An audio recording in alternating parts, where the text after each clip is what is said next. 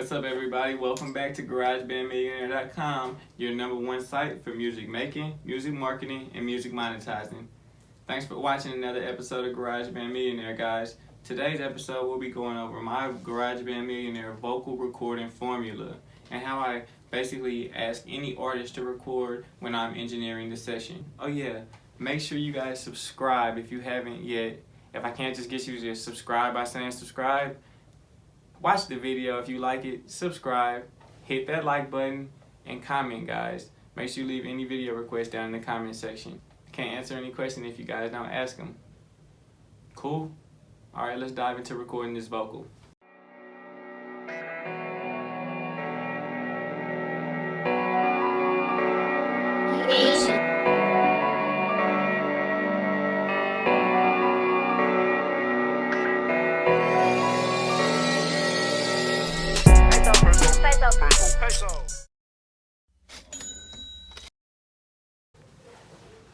Anyway though, let's get started.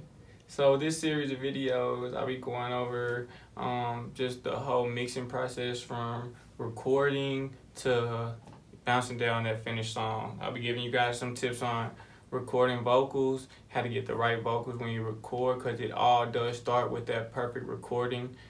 There's nothing I can do as an engineer or any other engineer can do that will add anything that you as an artist or that the artist didn't already add. So with that being said, this video I'll be giving you guys my 5 tips and tricks for the perfect recording. Okay guys, so here are my 5 tips and tricks to record the perfect vocal every time. Trick 1, always remember the formula. Okay? No session is going to turn out as good as it can possibly turn out if you don't have an idea going into the session. That's what the GarageBand Millionaire vocal mixing formula is. It gives you an idea of where the session is heading in the end, okay? Your main vocal, your stabs, and your ad-libs, okay? Just keep everything in mind when you're going into the session. This is how it's gonna come out.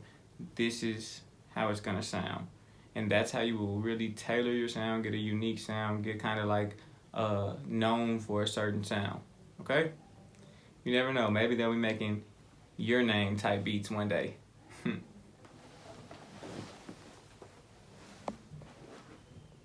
Tip 2 I have for you guys on recording perfect vocals is always warm up. That warming up is when you record the vocal, but these takes are going to be trash. So this is where you're going to get the idea of where you're going to take the song. This is where the song planning process comes into effect, and this is like just the creative process, okay?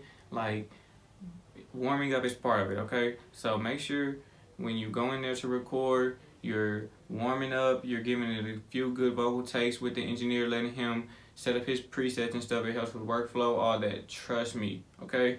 If you go in there with an idea and you're able to warm up, instead of just going in there just freestyling some shit, just saying some shit, and then you can't remember it or anything, like, that's where sessions go bad, okay? You can't, okay, I can't stress this enough, you can't add anything that's not there, okay? Like, sometimes it's even hard to take things out that are there, okay? So you want to get the best recording you can. So warm up first. Cool? Cool. Okay. Tip 3, okay? Proper mic distance. I don't care if you're sitting down, if you're standing up, whatever, however you record, whatever you do to get in your groove, 6 to 12 inches away from the mic, okay? I call this conversation, like in-depth conversation distance, okay? 6 to 12 inches from the mic, all right? You don't want to be way back. You don't want to be way up close, okay? That causes for bad recordings, okay? So for all you engineers out here, make sure you're setting the artist up. You know your equipment, you know your mic. Set the artist up where you're going to really get those good sweet spots recorded in their vocal, and you're going to really get those decibels that matter and the frequencies that you're really going to get those frequencies that matter and be able to do a lot with those, okay? Mic distance is important. Different distances from the mic will pick up different frequencies, okay? 6 to 12 distance, conversation distance, okay? 6 to 12 inches, I'm sorry. Conversation distance, okay? Cool. Tip number 4. Now, for me, this doesn't really matter. As you can see, I have this kind of, I guess you could say, modified, like, I don't even know what to call it, okay? I just know that these fucking things work, bro, okay? Like, I can be sitting here, I can go in the fucking gym and record, and I still have crystal clear vocals with this. But if you don't have this was like $150. But if you don't have this, then make sure you're setting up your room to record, okay? When you're in a small room like this, like, it's kind of like, when you're in a small room like this, you're gonna get a real nice sound, but like, you don't want to go in a bathroom where there's gonna be an echo. You don't want to have the fans blowing and all that stuff. Like, just pay attention to your surrounding sound. That is what makes the most sense. If you're having a conversation and it's hard to hear, it's gonna be hard to get a good vocal, okay? Make sure you're paying attention to your surrounding sound in your room setup. All right?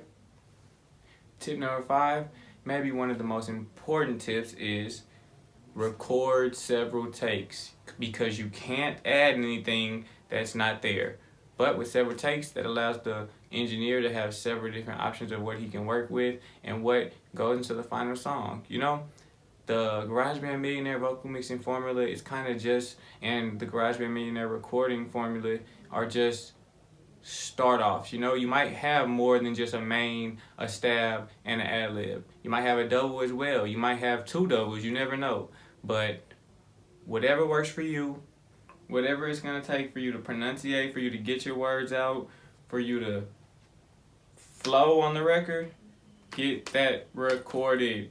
Because it's nothing like sitting in the car listening to some shit and you think to yourself, damn, if I would have did this, it would have slapped harder. Just do it, and then you won't think that to yourself. Cool? Alright, cool.